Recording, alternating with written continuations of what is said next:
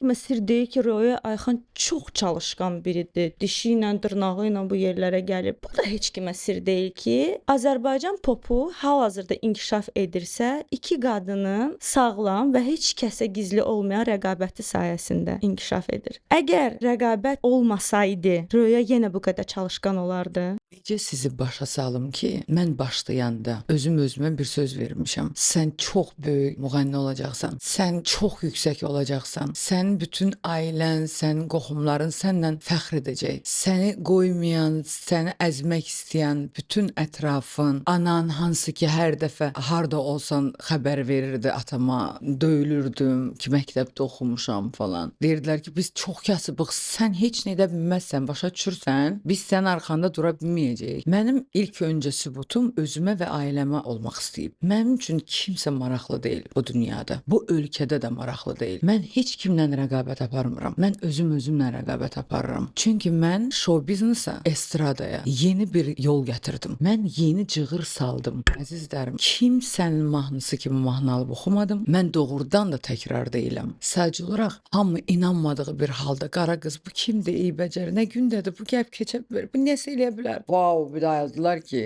nə danışırsan? Bu nəinki keçmək, bu bilirsən hardadır. Və onu da düz deyirsiniz ki, kimsə mənə düşmənçiliyi eləyə bilməz. Buna gücü çatmaz sadəcə olaraq. Çünki mən özüm də çox güclüyəm. Sadəcə olaraq başa düşürəm nədən danışmaq istəyirsiniz. Qarşı tərəf də öz üzərində işləyir, mən də. Amma mən tək bir adamı görmürəm. Mən axı öz üzərində işləyən başqalarını da görürəm. Ona görə deyirəm, heç kimdən qorxmamışam. Kiməsə görə səhnəyə gəlməmişəm. Mənim öz yolum var, öz oxşarlarım var. Və rəqabət aparmaq üçün də yalnız özümlə apara bilərəm. Yalnız özümlə apara bilərəm. Aldığım, çalışdığım, oxuduğum mahnılardan ki, bunu elədim, indi bu lazımdır. Bunu elədim, indi bunu eləyəcəm. Vəssalam.